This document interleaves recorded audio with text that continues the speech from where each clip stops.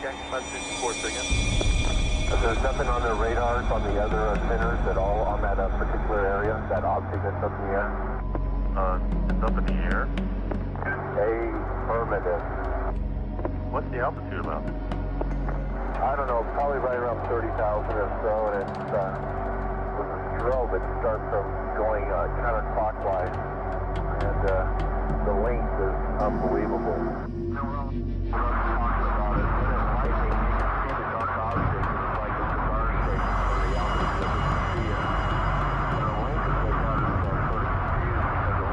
Arcade 5 in the next 2 to 3 minutes, be looking off to your right side. If you see anything about 30,000 feet, one aircraft reported does something. It wasn't a weather balloon or anything. It was a long, white-looking thing with a strobe on it. Let me know if you see anything out there. Any traffic up on left lane right now? I've got some passing off here 9 o'clock. Meu Deus! Ah, Jesus! In the early hours of January the 20th, 1996, a number of UFOs were reported in the skies above central Brazil. Some of them were captured on home video.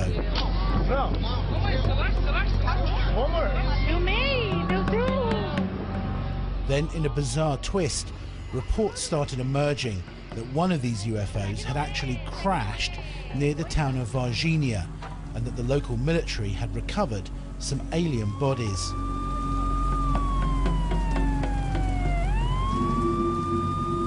For many in the UFO community, this was the most significant event since the Roswell crash of 1947.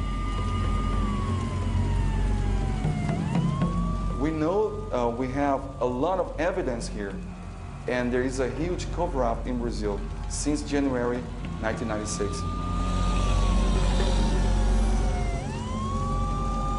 I do believe we were visited by alien creatures who were captured by the militaries, and I want to know what happened to these creatures. I think the whole world wants to know if these creatures are still in Brazil, and definitely what happened to them.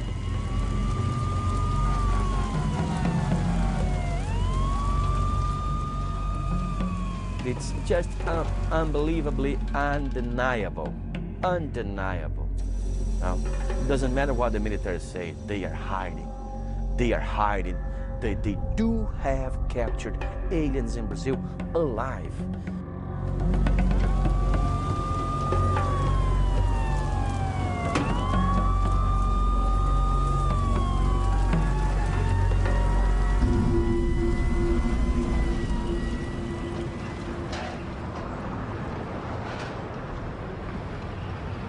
According to eyewitness reports, the UFO crashed on the edge of Varginha, a small industrial town in the heart of Brazil. Well, about 2 a.m. in the morning of the January 20th, some satellites from the United States detected an object entering Earth's atmosphere. Of course, it was aiming to Brazil, and they let us know, the American authorities, or American military let Brazilian authorities know that it was aiming to Brazil, so we should keep an eye on it. Well, while this object was falling down, it was observed by a few witnesses. It was very strange because some of them could describe an object like a cigar-shaped, with a cigar-shaped format, like in flame, with some sparkles, things like that. Anyway, at this same morning, about 7:30, some people in the neighboring areas of Virginia started describing a strange creature. Obviously, the creature that survived from the crash. In January the 20th, the fire department captured a creature, a very strange creature. They wrapped this creature in a net and put inside this 1 by 1 square meters wood box and gave it straight to the militaries who went there to pick it up.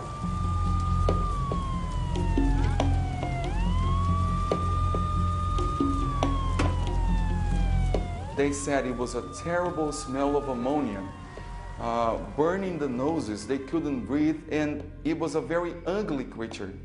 One of them told me that he would like to see me in a room for 1 minute facing such a creature like that, because it was so ugly, and it had 3 fingers with long and very strong nails. One of the creatures in the military facility scratched one of the tables, wood table. You should see what happened to the table when one of the creatures just scratched it.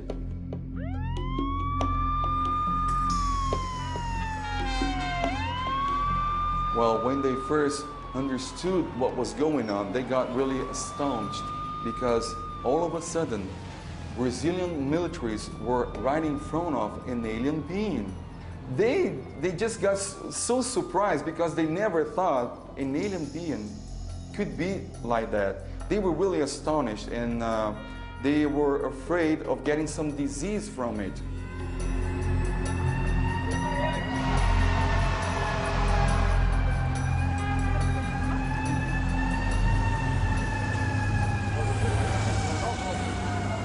The description of the bodies connected with the Varginha case makes it sound much more like they were cargo than crew. They seemed to be woozy, they didn't have any clothes, the little horns, the color of the skin and stuff. Their reactions did not imply particularly high intelligence.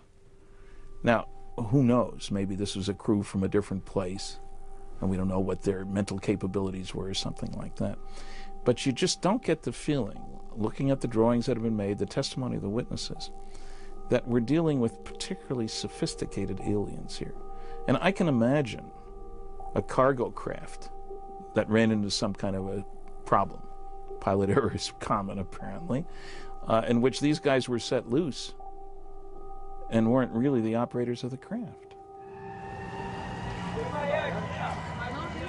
Clearly something unusual happened, but there are a number of alternatives which do first need to be explored.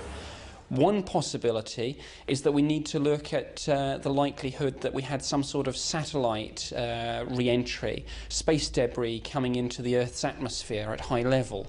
Clearly we do have some indication that NORAD passed a warning to the Brazilian national authorities that there was indeed some high-level event taking place.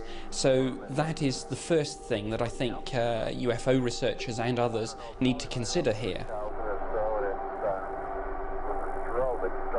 Any time that you have accounts, particularly if there are of sightings late at night, of bright lights seen very close above the ground, a lot of activity going on, what you may be dealing with is the military carrying out some sort of night manoeuvres. Now, you can have military trucks, obviously brightly illuminated with headlights and all sorts of other freestanding lights, for example. You could even have a low-flying helicopter actually hovering very close to the ground, or actually indeed on the ground. And in some meteorological conditions, and I'm talking about the wind here, you need not necessarily hear a great deal of noise until you get very close to it. According to reports, a combined team of army and firemen removed something or someone from the crash wreckage and then took them to the local hospital. The reaction of the doctors and the nurses was kind of mixed up, because some of them thought it could be an alien creature. Others thought it could be some genetic experiment, and some of them thought it could be the devil's son. The military, some of them who actually took part in the capture proceedings, came to the researchers to tell, I was part of it. I was there. I helped to capture. I helped to hold. I helped to put in the box. I helped to transport. See, we have first-hand witnesses from the military.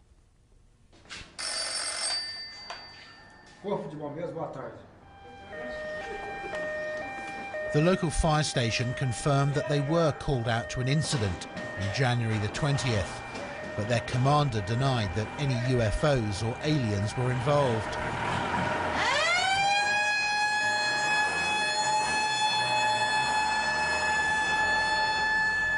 Acho que eu sou muito... Eu não tenho condições de falar. Primeiro que eu estava de serviço no dia, certo? Quem estava de serviço no dia é o sargento chefiando a equipe, né? Mas que pela informação aí que a gente tem, tanto faz como a imprensa, né? Como até o pessoal perito na área da ufologia, é a mesma que eu tenho, que eles têm, né? Mas simplesmente não se trata só do nosso ver, de falta assim, de prova material, se trata só de boatos. Então, boato para a gente não é lógico, então a gente tem que ver.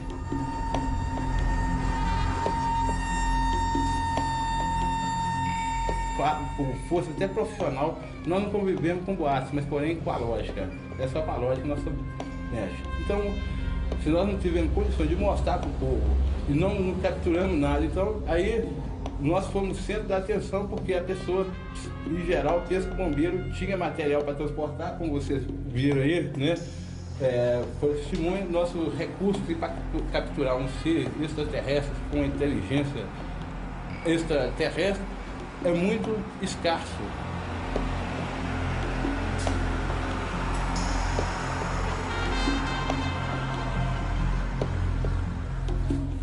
Não, nós tivemos só um período, né? Um período que foi o máximo, né? O pessoal procurou divulgar, procurou procurar com a gente respostas que a gente não tinha, né? Coisas que é difícil. Então, foi muito interesse que tiveram, porque é uma curiosidade. Nós, povo brasileiro, nós precisamos de heróis e de fato novo. E surgiu um boato que é um fato novo. Como foi o chupacabra, né? Que foi comédia até hoje. Certo?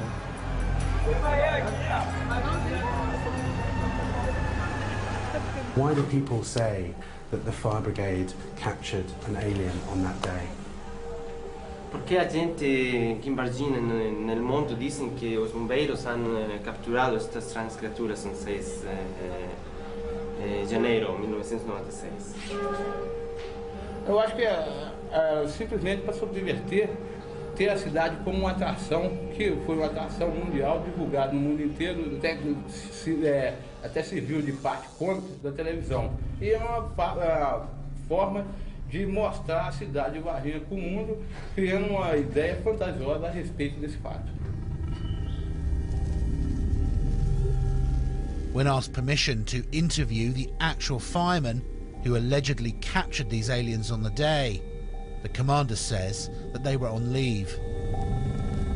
Some of the gentlemen who performed the capture came to us and gave a report of what's going on. Now, it's not second-hand report. Those reports came from people who actually helped to capture, to hold the creatures. So this is the best report someone can have. I wish the Americans have a report of someone holding the Roswell creatures back 50 years ago. They don't, but we do about Varginha.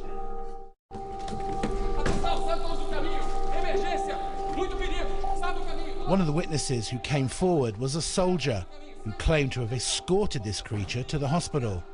This is a recording of a telephone interview.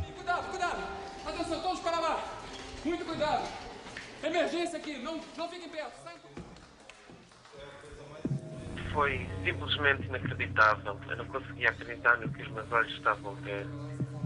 Eles trouxeram uma criatura extraterrestre numa maca. É estranho, foi simplesmente inacreditável, a sério.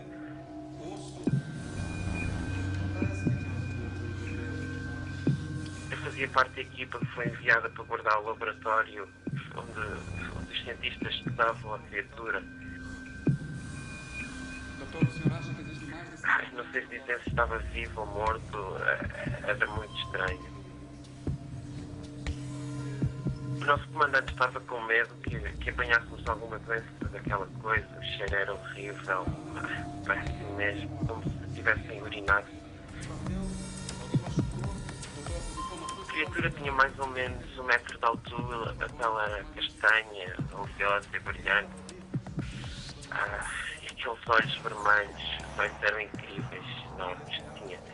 Tinha uma garra esquisita como mão. Quer dizer, de maneira nenhuma aquilo podia ser humano, era definitivamente algo extraterrestre. Estive apenas envolvido nisto no hospital. Enquanto aguardava o laboratório, a equipa médica fazia todo o tipo de testes na criatura. Não sei se era autópsia, se estavam a tentar salvar a vida da criatura.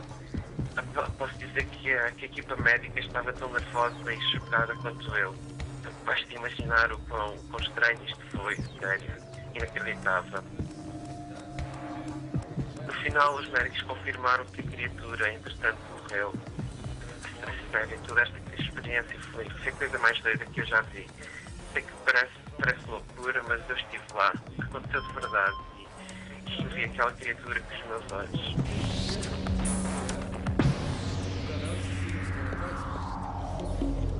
Pessoas de Varginha, no sul de Minas, juram que viram um ser muito estranho. Nem homem. As dawn broke on January the 20th, Varginha found itself in the center of a UFO maelstrom. Muita gente acredita que trata-se de um extraterrestre. E dizem também que o ser foi capturado pelas autoridades e é mantido escondido em algum lugar. The town was just going insane because everybody was on the streets because many UFOs were sighted at that time. So people was just connecting one thing to another. I'm talking about hundreds, thousands of people on the streets, and everybody wanted to know, demanding answers. It was a kind of a mass hysteria, I can tell you this. In fact, there were hundreds of reports of UFOs in the skies above Brazil, flooding into the authorities. Surge uma novidade importante no caso do extraterrestre que teria aparecido em Varginha, sul de Minas. Uma testemunha militar afirma que a criatura foi mesmo capturada com vida. O Fantástico teve acesso às declarações secretas desse militar. Segundo os pesquisadores que acompanham o caso Varginha, ele sabe o que está dizendo. Mas os pesquisadores acreditam que a grande evidência do caso Varginha é o depoimento de militares que teriam participado das operações de captura e retirada da cidade do suposto ET. The local military base which was involved in this incident was an officer training academy called ESA. When asked about the UFO crash and alien capture, they flatly denied it. But bizarrely, they explained the eyewitness reports of aliens at the hospital as a misidentified dwarf couple. Porque na realidade, aparições de extraterrestres ou de OVNIs, isso não houve porque não houve uma comprovação. O que ocorreu mesmo foi o seguinte: no dia 20 de janeiro, estava chovendo muito forte em Varginha, correu um temporal. Esses caminhões Mercedes-Benz, que eles estavam indo na garantia. Então nós deslocamos 2 caminhões até Varginha para que fizesse a manutenção prevista. Tudo disso aí, no desenrolar de toda a história, houve uma série de coincidências de fato. Havia no hospital de Varginha um casal de anões, onde a senhora estava grávida para ganhar um neném. Ter colocado no caminhão e levado para o hospital de Varginha, onde o pessoal disse ter encontrado um casal de ETs, que na realidade era um casal de anões, estavam lá e essas meninas estavam para ter filho. I understand that some of the Brazilian military authorities have said that the whole incident may stem from a bizarre misidentification of an a real case which actually involved a dwarf couple being taken, I think, to hospital. Now, I don't know about that myself, but I mean, speaking from my own experience of the military, they are an honourable group of people, and if they say that this took place and that this is the explanation, I think we clearly have to put some store by that.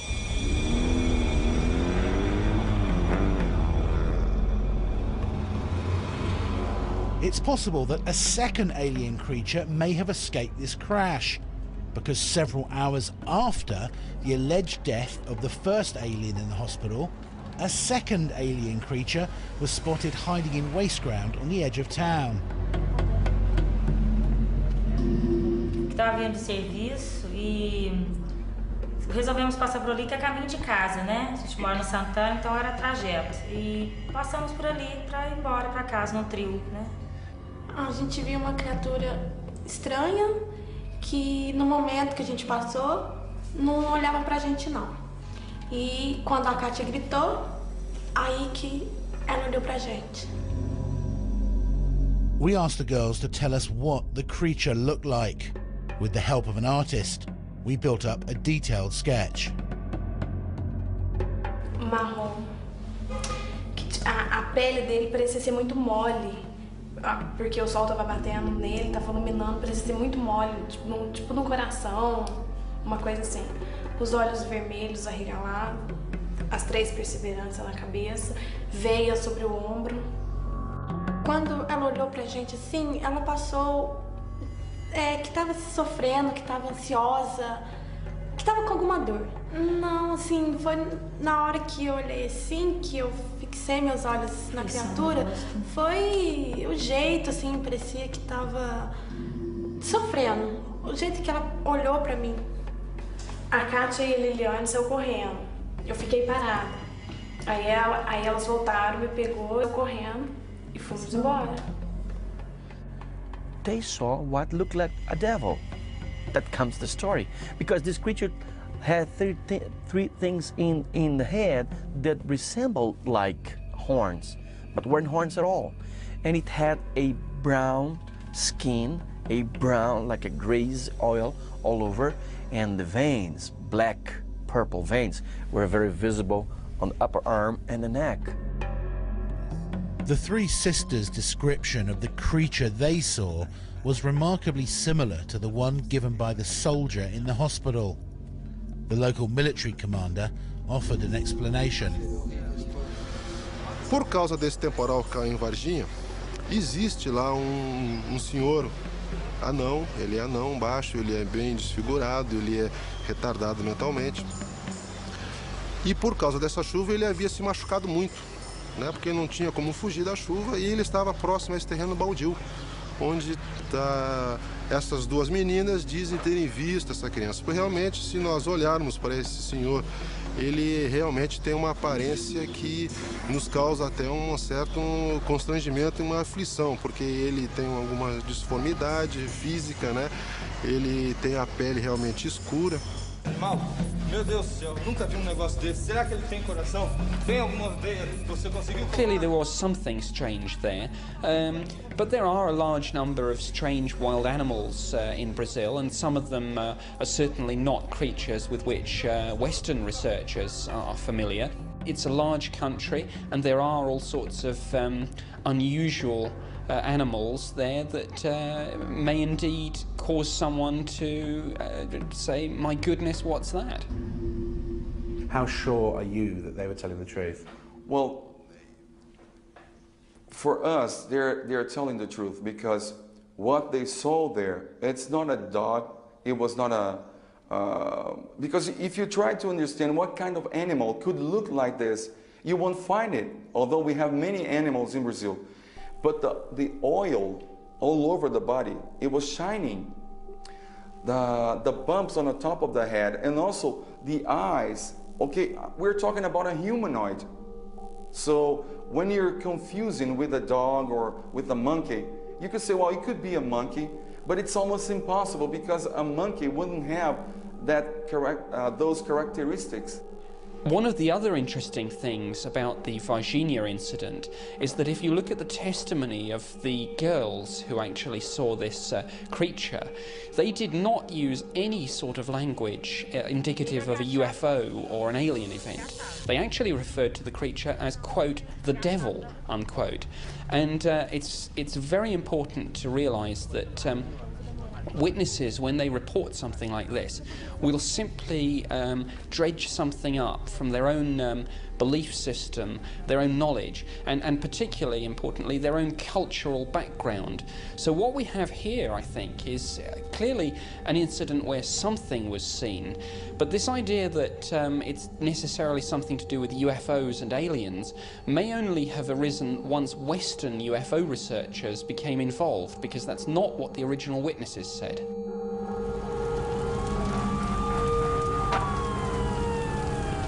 A few days later, another eyewitness came forward, an English-speaking lawyer who said she had seen the actual site where the UFO was alleged to have crashed. about 20 minutes from the center of Varginha, right on the edge of the hills and forests which circles the town. It was about 2 a.m. and I was asleep when I heard a huge explosion coming from outside. It sounded like a bomb had gone off, a huge explosion. When I looked out the window, I could see this huge massive fire and smoke coming from the hillside about 1 kilometer from my house. I really had no idea what had happened, but obviously it was that. So I called the fire department immediately in Varginha, but there was no answer, which I thought was strange. But within a few minutes, I could hear their sirens, so I guess someone had already let them know. Just a few minutes later, I could see like 3 army trucks speeding up in the dirt track, which leads to where the explosions were, and then a helicopter.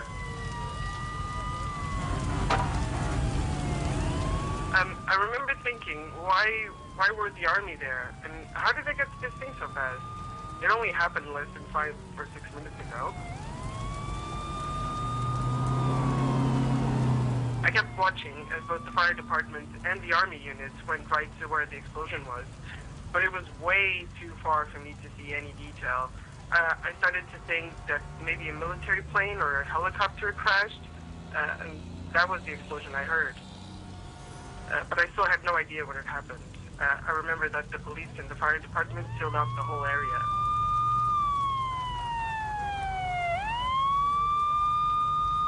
It was only later in the day when I heard the news about these alien things, these creatures in town, and I realized that might have well been, probably was, the crash site.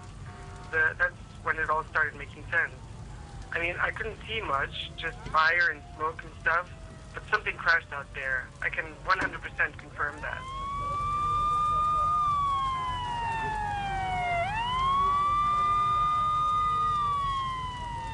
A few weeks after the incident, one of the soldiers who was present at the crash site, Marco Eli Shirezi, died from unknown toxic poisoning. His sister Marta is convinced he was poisoned through contact with this alien creature and has been fighting to get an independent autopsy on his body. De trabalho na polícia, certo? E fez o trajeto todinho com a criatura, né? Saiu do local, foi até o Hospital Humanitas e depois só deu baixa lá na escala dele por volta de 00:45. Só que na hora que meu irmão fez a captura lá, ele podia ter simplesmente encostado, porque certos exames que eu tenho acusa que foi contagiado por pele. Não precisava ter nenhuma infecção, nenhum machucado, certo? Então, por isso que realmente houve essa captura, sim. E meu irmão participou, sim, porque meu irmão não tinha nada. Bizarrely, the doctors said that an autopsy wasn't necessary and ordered the body to be buried immediately. The blood tests were made available and showed that his blood contained 8% of unknown toxic substances. Somebody from inside the military police from Virginia told me, I have this tape recorded, that Marco Eli Shirezi was involved in this capture. Somehow he got closer or even touched the creature. And all of a sudden he couldn't move his arms, he couldn't feed himself. He was really bad. They took Marco Eli Shirezi to the hospital. The doctors didn't say a thing to the family. A few days later, he died. In fact, a member of the fire brigade, who was also involved at the crash site that night, also died of toxic poisoning.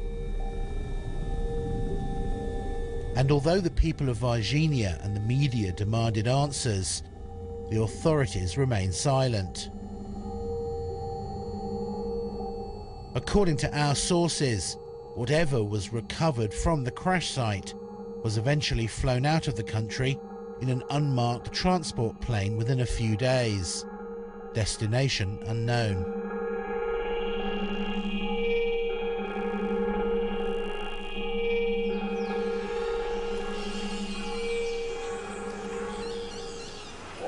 And that should have been the end of the so-called incident in Brazil, except that a few weeks later, Another alien creature was reported in the town of Varginha, this time at the zoo. An old lady spotted a creature very similar to the one seen by the other witnesses. Eu não vou afirmar que vi o ET. Eu tinha saído no alpendre para fumar. E vi uma coisa muito feia. Os olhos vermelhos, grande esbugalhado. E a cor dele era marrom escuro. Era muito feio. Animal não era. Isso eu tenho certeza. What she told us is the creature had some light coming from the eyes because the place was all dark at night.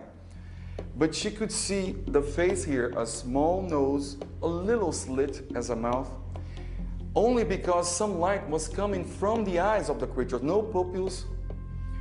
And all of a sudden, the creature was not there anymore. She went inside the place, called her husband and said, listen, we gotta get out of here. Of course, no one knows what she saw or what she thought she saw. But it's interesting that in the days before this sighting, several animals had died suddenly at the zoo from unknown toxic poisoning. Muito estranho que logo após o aparecimento dessa criatura, nós estávamos com um problema dentro do zoo em morte de animais que tinham ocorrido desde fevereiro. Tá? Eu perdi 5 animais e sem explicação nenhuma científica, porque o laudo técnico diz que morreu de não sei. E não é comum. Eu sou diretora desse zoológico há 7 anos e nunca tive um caso desse. So had another alien creature hidden itself away in the zoo, or did Mrs. Klepf misidentify some other animal? Got a lot of witnesses in this case. I don't think that people are making this up. What I do think we have to check out very carefully is the possibility that we are dealing with a series of events which have been, as it were, linked together, perhaps by people who are very keen to come to particular conclusions, and that we're dealing perhaps with nothing more exciting than a series of misidentifications and people putting perhaps quite extraordinary explanations on events which may be rather mundane.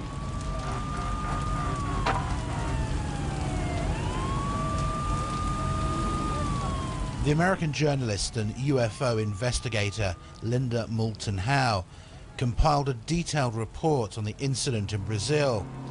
She's convinced that not only did aliens crash down in Brazil in January 1996, but that both the Brazilian and the United States government deliberately covered it up. They know and have been covering up for at least 50 years that extraterrestrial biological entities are interacting with our planet, have access to backyards, to pastures, and to even bedrooms in the human abduction syndrome. Not wanting people to be aware of that because they're afraid of mass panic, I can understand up to a point. But everything in me says, life teaches you, knowledge gives you strength, ignorance weakens you.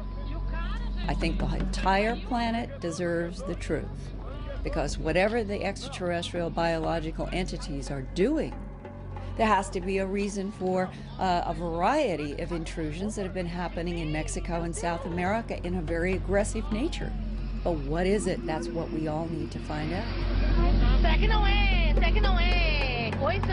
She believes that the Brazilian Roswell has far greater implications beyond Varginha, and maybe even provides the key to what aliens want with our planet. Biggest issue for me after 2 decades that haunts me to this day is what is the motive of extraterrestrial biological entities interacting with this planet. And in any given story, and any given eyewitness, you can find yourself swinging, oh, it must be horrible. Oh, it is so good and spiritual, they've healed people. But the government is nervous, and you find yourself swaying. Is it good? Is it bad? Is it neutral? Is it benign? What is it? And I've begun to realize that probably the most dangerous thing that any of us could do is try to box it in any category, because right now I don't know that that's possible, not from a human point of view. My own personal feeling at the year 1997, and that's what it falls into a category, because I can't prove any of this. But it's a feeling or a growing sense that the complexity, the profound level of complexity of what we are dealing with, a non-human intelligence that appears, as government insiders have told me, 1 million years in advance in technological achievement than we are, that's incomprehensible. What they're able to do with gravity, with electromagnetic spectra, it's beyond my ability to comprehend, or anybody's ability. Intriguingly, the Brazilian Roswell, as it's become known, is not the only close encounter of the fourth kind that's been reported. There are dozens of detailed files, many of which remain classified, containing eyewitness reports and even photos of alleged alien creatures. I'm convinced beyond doubt that we have recovered aircraft, alien vehicles, that we have made contact with aliens, that we are communicating with them in some way or form, and that we have vehicles and bodies in preservation. I take a clear-cut, unambiguous stand. One, the evidence is overwhelming that planet Earth is being visited by intelligently controlled extraterrestrial spacecraft. In other words, some UFOs, underline the some 18 times, are extraterrestrial spacecraft. Most are not. I don't care about those. Secondly, we're dealing with a cosmic Watergate. That means that some few people within the governments of the United States, Canada, Britain, and undoubtedly other countries have known since July 1947, when at least 2 crashed flying saucers and several alien bodies were recovered in New Mexico, that indeed some UFOs are extraterrestrial spacecraft. 3, none of the arguments made against the first 2 conclusions by a very small but very noisy group of negativists, as I call them, the debunkers, stand up under careful scrutiny. I think that undeniably and unquestionably we have been and are being visited by extraterrestrials, but quite what their motives are and quite what's going on, the jury's still out on that one. We need to know, though. Based on 25 years or so of research and history and sighting analysis, doing case investigations, film photography, still photography, video, and so on, I've concluded that they are here, whoever they are, wherever they came from, whatever they're doing. Other intelligences are messing around on our planet. And I guess it's up to society to realize that and come up with some sort of a response before it's too late. I think the major reason for reticence to discuss this subject publicly and for the extremely high level of secrecy is embarrassment. I don't think it's so much that they think the public is going to panic, rather that they, the officials in charge of this information, are going to look rather impotent were it known that there are extraterrestrials invading our airspace against whom we have inadequate defense. What really happened in Varginha is still a mystery. On one hand, there are dozens of reliable witnesses, both civilian and military, who swear blindly that they saw alien creatures that night. There's an eyewitness who saw the crash site in flames, and there's a soldier who claims to have guarded the creature inside the hospital. On the other hand, the Brazilian military and fire department deny anything happened and that the witnesses had just misidentified dwarves. I'm pleased to see that, partly because of Roswell as a precedent, that people are taking such an event seriously.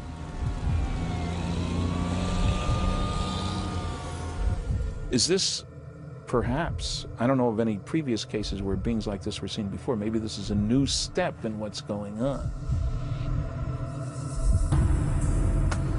I think we're just having the biggest opportunity to prove that the mankind had some contact with alien creatures.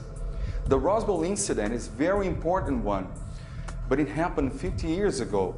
This is recent. We have a lot of information from military sources, civilian sources, I mean fresh information. So I think this is going to be a very important situation where we can prove that alien beings had really visited our planet. We already know the names of the people involved. We know the details of the operation of capture, of transportation of the creatures, everything. They can't hide much from us. I think one must remember that witnesses are fallible. People make mistakes. People misidentify things, particularly if they see them under unusual conditions. So always, I would say to people, look for the prosaic explanations first.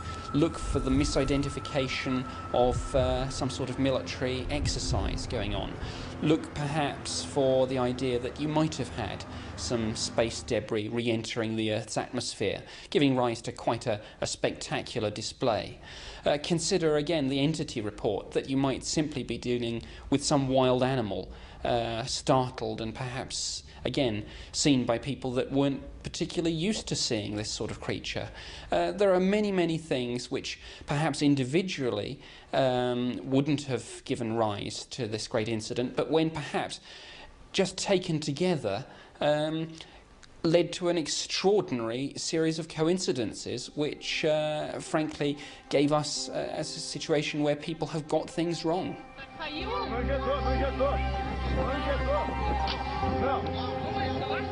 Rather than trying to close off and reject, I'm trying to stay as open-minded as I can on what could the motives be.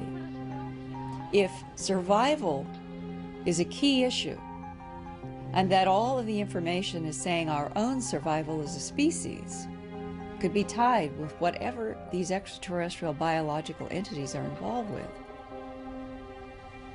our discovering what the issue is seems to me to be paramount, and I think that the government of the United States has been working overtime trying to understand that. If survival is the big bottom line answer, what is it that the extraterrestrials know that the rest of us don't? The whole attitude about space, about beings from elsewhere, about anybody coming here, has changed drastically. People, senators, congressmen, and the president are fed up with this huge amount of classified, 1.5 billion pages it's been estimated.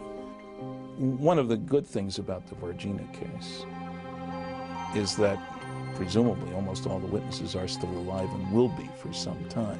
So we've got some hope here. If major effort is expended to get more witnesses, especially the insiders, the guys at the hospital, the military guys who grabbed and so forth, then there's certainly a good chance we can find those people.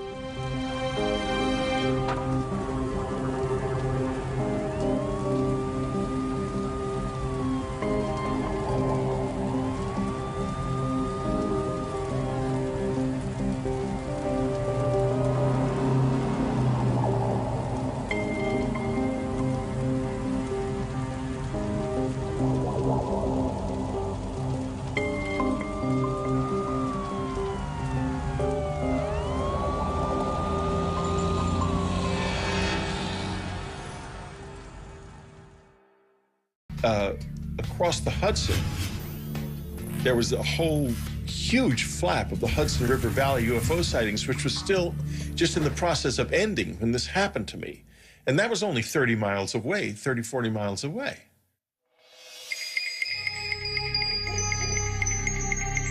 My brother had given me for Christmas a book called Science and the UFOs.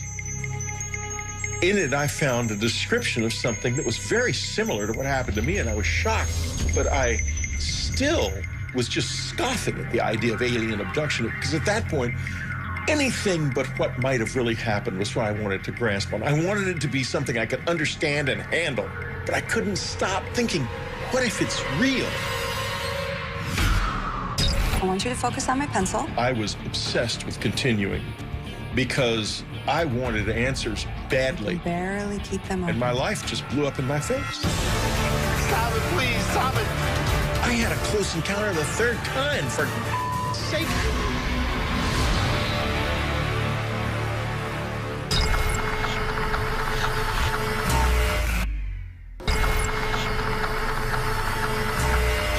When I began exploring how to understand what had happened to me, the possibility of hypnosis became apparent. I've never been hypnotized before. I don't know if it'll work on me. Well, let me worry about that. Even under hypnosis, no one's gonna make you say anything that you don't want to. Okay? You're the one who's in control. Okay? Okay. All right. I want you to focus on my pencil. And while I do this, I want you to relax. All right, relax your face. Relax your neck and shoulders. And now I want you to relax your eyes. You can barely keep them open. When I went into hypnosis, what I saw was so vivid and so unexpected.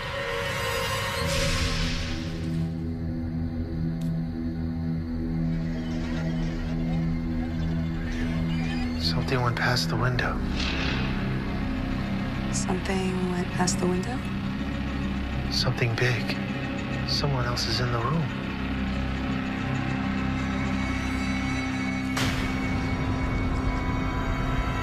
Who the hell is that? Is that somebody there? Can't be. I don't want to be there. I don't want to be there. Oh, God, stop it, please. Stop it. Don't let me take me there. Stop! It's okay, Whitley. Look, you're safe. Okay? And that was why I was so paranoid and unstrung during the October-November period. But I had no conscious memory of it until it burst unexpectedly out in that hypnosis session. What I saw was so vivid and so unexpected to both of us that I basically think there's no way it wasn't a production of memory, not of imagination. Do you want to stop?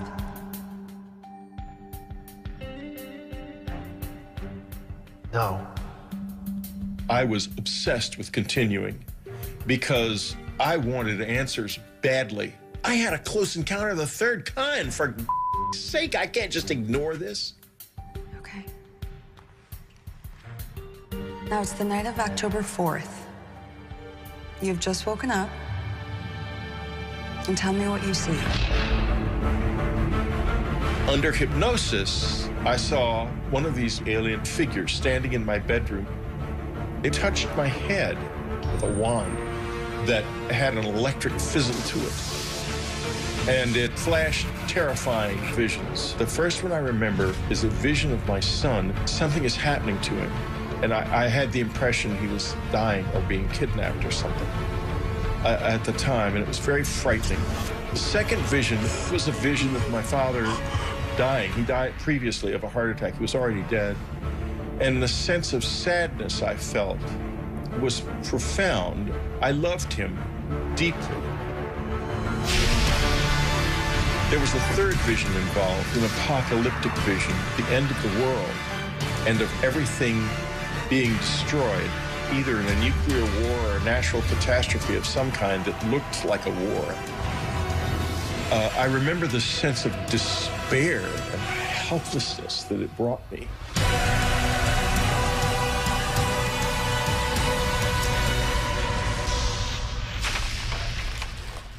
I've got to decide how I feel about this. I can't deny it anymore. When I began to gather myself together, I had met by this time other people who had had similar experiences. I began to ask myself, what did they want from me? I speculated about whether or not what seemed like a psychic attack could have been warnings. I have remembered more and more not only the vision of the apocalypse, but other warnings and consistent warnings, not only to me, but across the whole community of people who have had this experience. A lot of them get the same warnings, that we're in trouble, that our environment is in trouble. So I'm not alone in that. And that has become a really central feature of my current life.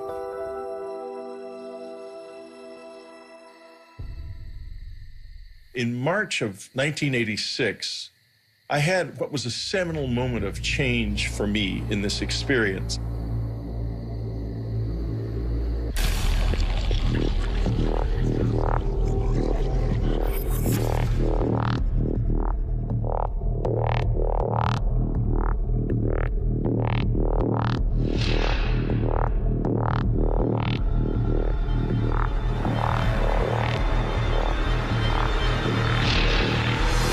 Oh, God. After it became clear to them that I was trying to engage with them, they began to respond in various ways. It was the most extraordinary experience I've ever had. I remember seeing a bright blue light come under the door. I said, okay, let's do it. I just want to get to the bottom of this. I had no idea what I was in for.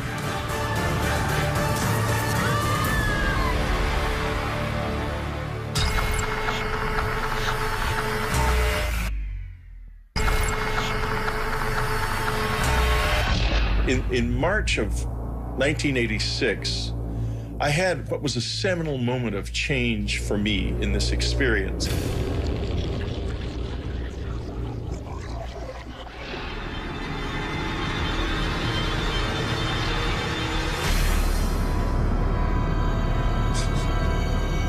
The sensation I felt when I tried to move on that night was like I was being impeded by something that really slowed you down, like a thick tar or something. When they are there, you have a feeling that is almost impossible to describe. I was terrified, but I sort of forced a grin onto my face and tried to smile. I couldn't smile very well. I wanted to try to show them that I was not dangerous, that I was something that I wanted to know more. And there was a change then. After it became clear to them that I was trying to engage with them, they began to respond in various ways. They were trying to build a bridge, I think. I think that was the first moment when there was any kind of real exchange. I wouldn't say that, oh, this is definitely aliens. I would say that it was real and that we don't know what it was. That I am quite certain of.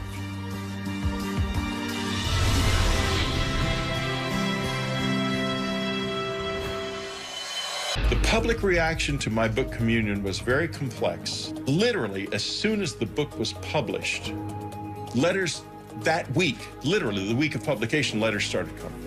You got more letters. We had well over 200,000 letters over the years. We probably had closer to 500,000 over the years. I don't know what to say to them anymore. I don't have all the answers. Maybe just understanding the questions is enough.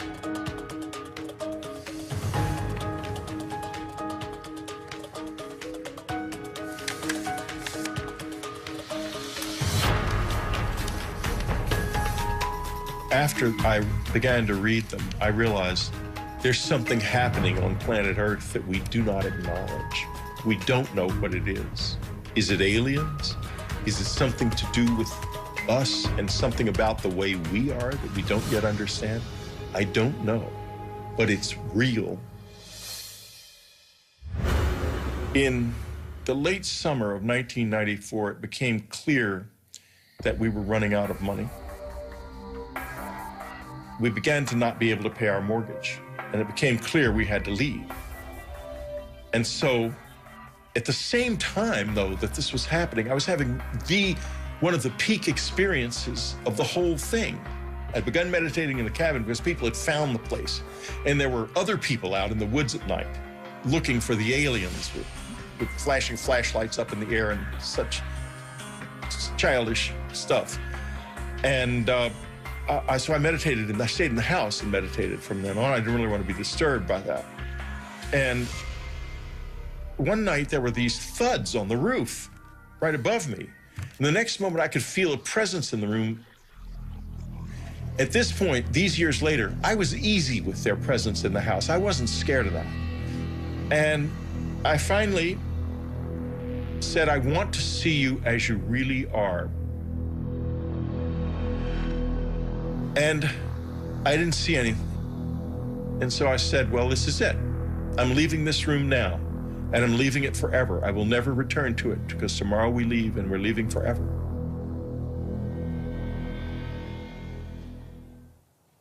And I left the room. I went to bed. I lay in the bed, still hoping something would happen. Suddenly I saw a light light up in the front yard. It was a bright, beautiful white light shining on the grass like moonlight, but 10 times brighter. I got up and looked out the window, and this light with rays coming out of it, and the rays penetrated my body, some of them, and I could like taste his presence in the rays. It was the most extraordinarily beautiful experience I've ever had.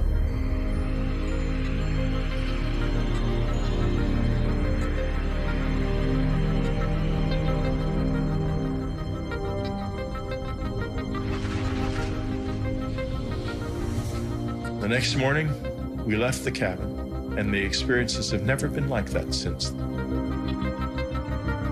People who don't have open minds and are dismissive of all of this miss out on one of the most wonderful, frightening, dangerous, beautiful things that you can know. I did not ask for this. I did not know about it. I did not expect it. I did not want it, that's for sure. But it burst into my life without warning, and it's never left me since. Take from this what you will. This does happen to me. It has been happening to me all my life, and you don't have to believe, because I know the truth.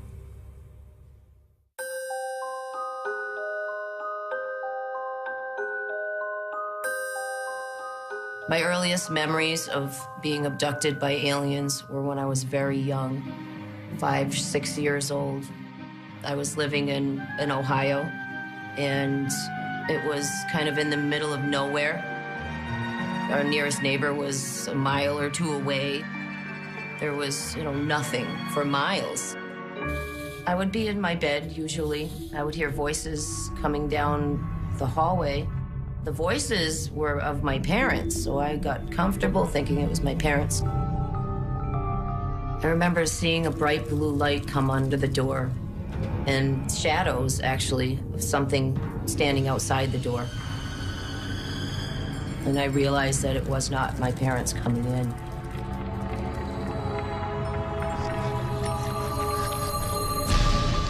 When they got close, I'd see those black almond-shaped eyes just staring right at me. Emotionless eyes just looking at me. And they would extend their hand, and I would grab it as if I was really comfortable with them and had done this many times before. And they often would let me take my favorite stuffed animal with me. As a child, I didn't realize that these beings didn't visit everybody at night. I thought when people went to bed, the bald man would come for everybody, and it was just a normal thing.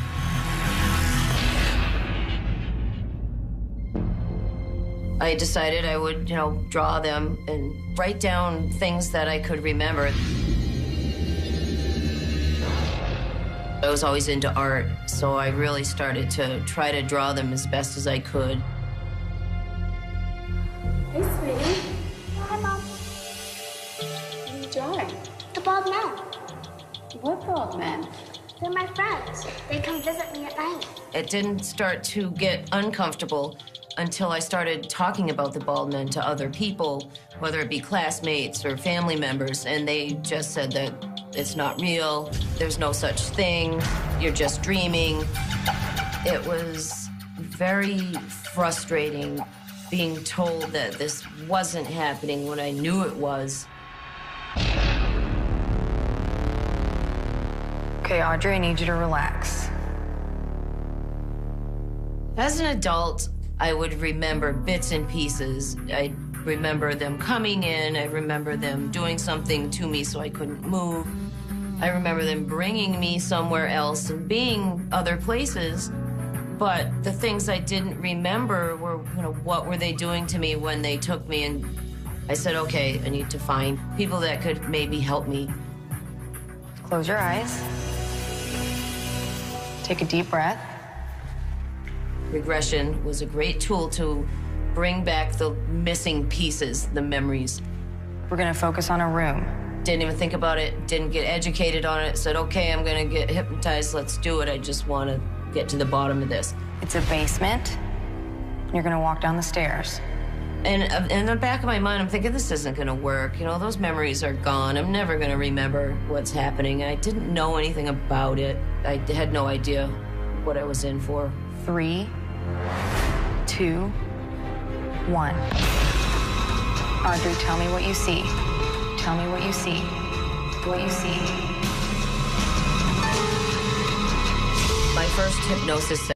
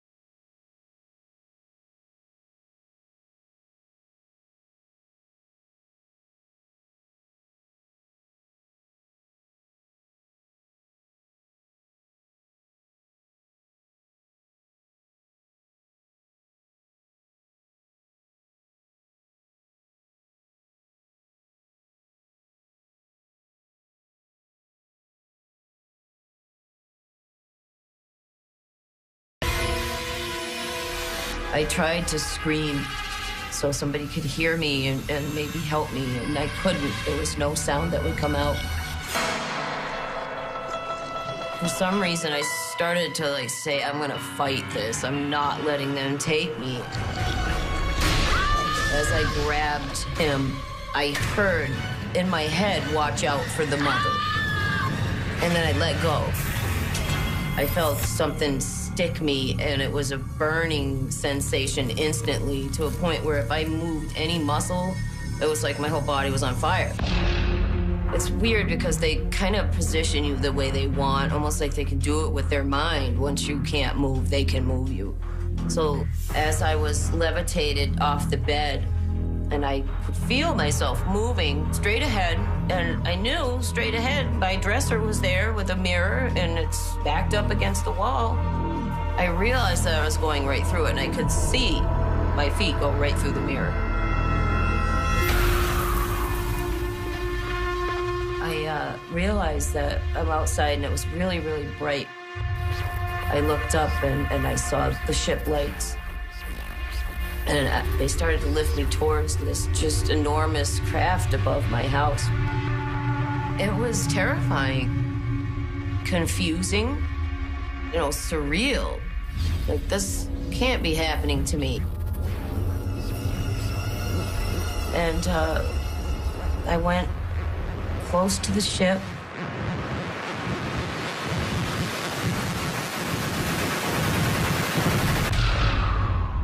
And that was the last thing I remember.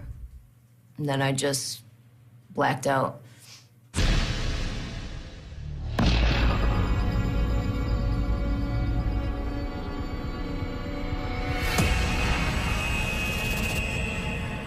All of a sudden, I was awake and aware. I noticed a man walking around me, and I looked at him, and he looked at me. He felt familiar to me for some reason. He touched me and was no longer a man.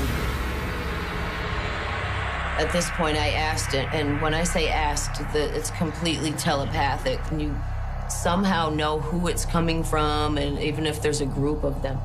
Finally, I asked, you know, after all these years, why are you doing this to me? And he said that they were working on altering my DNA. When he was talking to me, he actually cared. And that was a feeling that was really confusing because, of course, you know, if you care, why do you abuse me? If you care, why are you doing this? But then I got to ask him, and he said what he was doing. This was like a breakthrough. I got to talk to him, and you know, it's been years. It's almost like that first question that I got to ask was just the beginning. There was a machine. It was strange looking, but I knew it was some kind of a clock. And it was counting backwards. I heard the words war, and then just blacked out completely. And that's all I remember until, you know, I woke up at some point. I don't know how long it was, but I regained consciousness. I'm still on the table. And they're doing something to me. They had a machine that actually physically came and removed my eye. And when they pulled the eye out, I noticed that there was something coming to where my eye had been into the socket. This big, long needle, they put it into the eye socket, did something.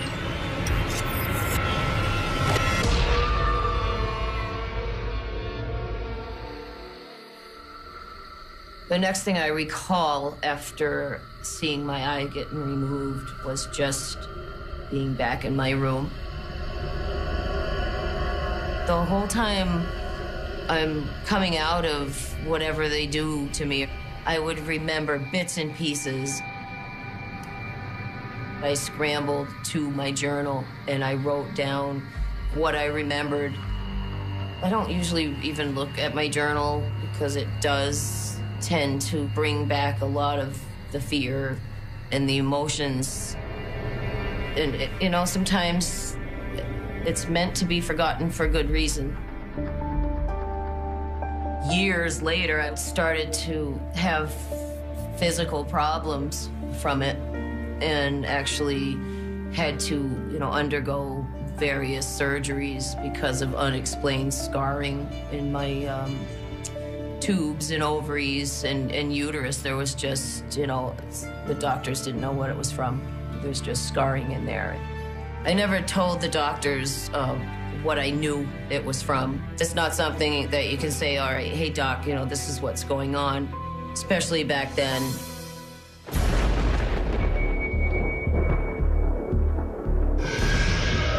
I had this time in my life where it just kept happening and happening and happening, and it really picked up for a couple years.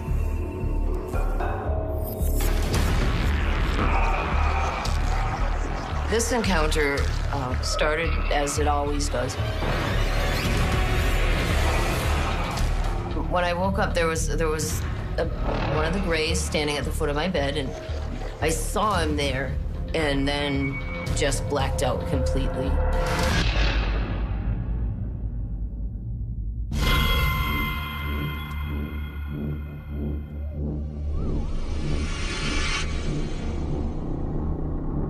As I wake up this time after I blacked out, I was in a strange place. I realized that I was in a cocoon surrounded in gel. I started to panic.